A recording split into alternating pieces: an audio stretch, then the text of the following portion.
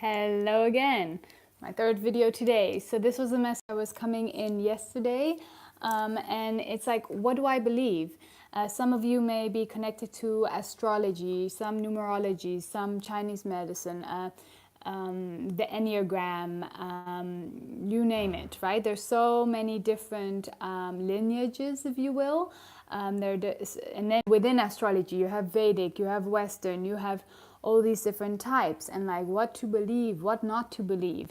It gets confusing, and should we believe it or should we know it? Are we using this as a tool or as a crutch? Are we giving our power away or enhancing our power? So I just want to make a short video and talk about that in my experience and just the messages that were coming through. So first of all, what I have been shown is that many of us have different lineages where we come from. This time round, if we're more galactic, if we're more from this planet, etc. And what our blood, what's the blood type that runs through us, what's our lineage, not just in this timeline, this lifetime, but our galactic or our soul lineage, if you will. Now, depending on what soul lineage you have, you will connect with certain information more than other information. Some people may connect utterly and totally only with astrology, while others may, connect more with Ayurvedic medicine, or some may be connected to different stuff depending where you come from. There's no right and there's no wrong. There's only what is right and what is your truth, and how it relates or doesn't relate with you. If something doesn't relate to you or doesn't make sense to you, then don't use it. All systems, all lineages, all religions, all different healing modalities, whether we're also different martial arts, yoga, Chinese medicine, Ayurveda, all of these things, they come from one origin, one place, one truth. And when all that one truth came down, it kind of spurred out, and it was gone through different channels and related in different ways, those truths, right?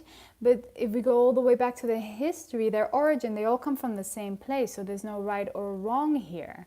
But find out what works for you, and it's important to use these things as guidelines or guides or as tools, but not as something we use as a crutch. For example, this may be a crutch. If every day you call some, hotline for astrology to tell you how to get through your day, that could be a crutch, right? Because you're not thinking for yourself, you're not connecting your own truth and trying to cultivate your own truth and your information, right? Because you're just like expecting this woman to tell you how it is, and you're not actually doing the work yourself. So that's kind of a crutch. If you're always going to a psychic to tell you for advice, but never actually start like meditating and trying to cultivate your own psychic within to be able to give your own advice, that may be a crutch. Now, crutches are fine to use in time of aid, and then maybe we need it for a year, for a decade, or for a month, or a minute. And that's fine, but know that it is a crutch that you're using. Now, all of these different systems and tools out there, we can also use as tools. So by using them as tools, we're empowering ourselves. So for example, when I'm sharing my energy updates, I do bring numerology and astrology to it. I tune into the harmonics of the day in my meditations, and then afterwards I do an intuitive reading of the day. After I've written that, I actually then check with numerology and astrology and see, if it is mirroring what I was coming to, and it always does. And through using that numerology and astrology and the systems, it gives me a deeper insight, and by using that as a stepping stone, my intuition then takes over and then shows me a lot more. So I use it as a tool. Before I even start using these things as tools, I tested myself. So what I did was, for like an X period of time, I used to write daily how I feel, tune into the harmonics and my intuition, and write down. And I would do this for, every day. And at the end of the day, after the day came, then I would, when I was like, for example, studying numerology, I would check the numerology day. And then I would see like, oh, was it in a line? And for me, the numerology system that I use, because there's a lot of numerology systems out there, they're all a bit different, but that I used and that intuitively came to me and was shown to me, was working, and that's what was happening. So I kind of put it through a scientific test before I took on that tool. And I did the same with astrology. I used to watch other people's astrology YouTubes, and then later I noticed that I intuitively already know astrology, but I still needed to prove it to myself or something like this, or I didn't trust myself. So I would do intuitive astrology readings for the new and full moon, before looking at anybody else, any professional, let's say, studied astrologer. I'm a self-studied intuitive astrologer, if you will. I think it's all labels and names, but I receive my teachings just through my meditations and with my guides.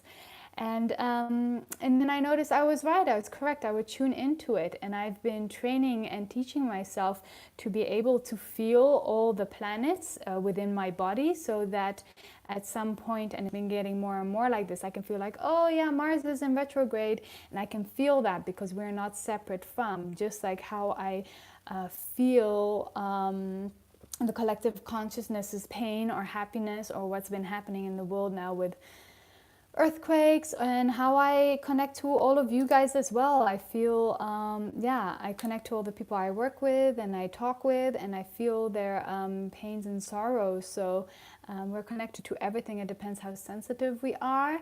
And it's also important to know that if you are sensitive to other people's, consciousness, then to know that and be aware of it, and B, the tools that can help you choose to feel those insights and choose to block it, so that you are in control and it's not taking you over. For example, I have always been telepathic and very empathic. I could feel everybody's feelings, but I didn't know it when I was younger. So oftenly, when my partner, for example, was angry, I would get angry and stressed out and all of these things. And it wasn't mine, and I didn't know. And then I was just feeling really crappy, and I didn't know why. And so when I started to learn this about myself, I started to see, like, I'll get angry, and then I'll look at my partner in the car and say, why are you angry? And then he would tell me why, and all of this stuff. And then I realized, wow, those are not me. And I've had this all of my life. I could hear people's thoughts, so people would be all nice to me and say, hey, I'm so happy to see you, and then at the same time I hear their thoughts like, oh, she's a bitch, or she's not nice, or ugh, I don't like her attitude. And I could hear what they were saying in real time, and I could hear their thoughts at the same time. It's always been like that. And so it was very confusing to me, growing up and I didn't know that was what I was connecting to. Those were my abilities. So it's good to know those things.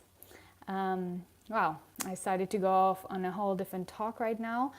But yeah, it's really important, especially now with those of you who are connecting more to your telepathy, to know what is yours. And when you're receiving different emotions and feelings and thoughts, ask for guidance, or ask for clarity. Is this mine? Is this not mine? Whose is this? And clarity should be given, and if not, in time with practice. So yes, thank you again for watching. Much love to all of you. Have a beautiful day. Bye bye.